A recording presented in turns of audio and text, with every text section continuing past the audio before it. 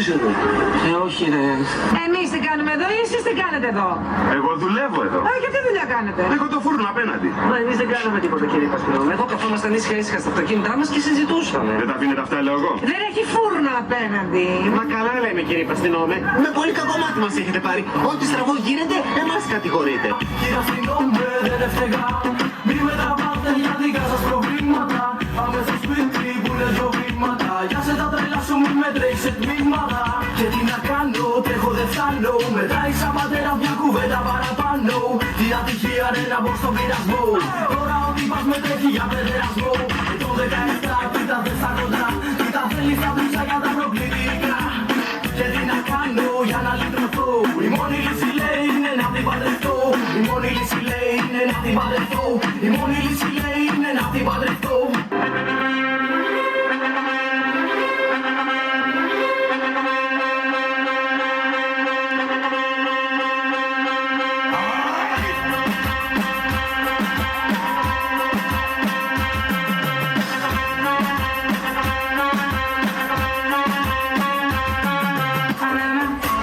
Στεναχωριέμαι μονάχα που δεν κάναμε τίποτε για την παράγκα. Για την παράγκα. Για την παράγκα. Αν την είχαμε τελέψει θα ψήναμε καφέ και θα το δίναμε στην αυλίτσα.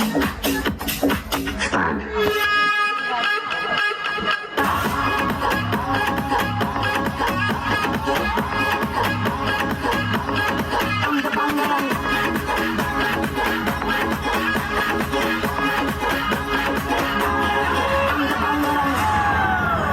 Πριν από 14 χρόνια έγινε ένα φρικτό έγκλημα στην Ίμπιζα.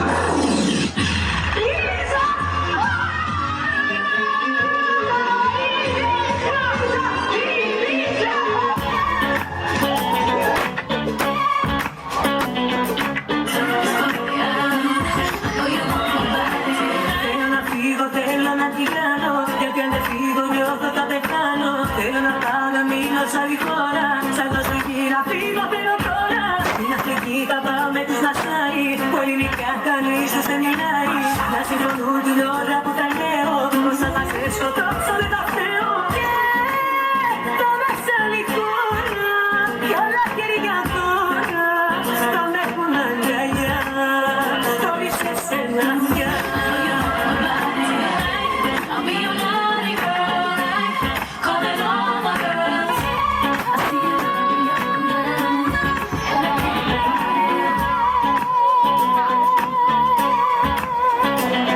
Αυτές που χόρευαν πριν ποιες ήταν? Η Beyoncé και η Shakira. Ελληνίδες. Τροπούλα.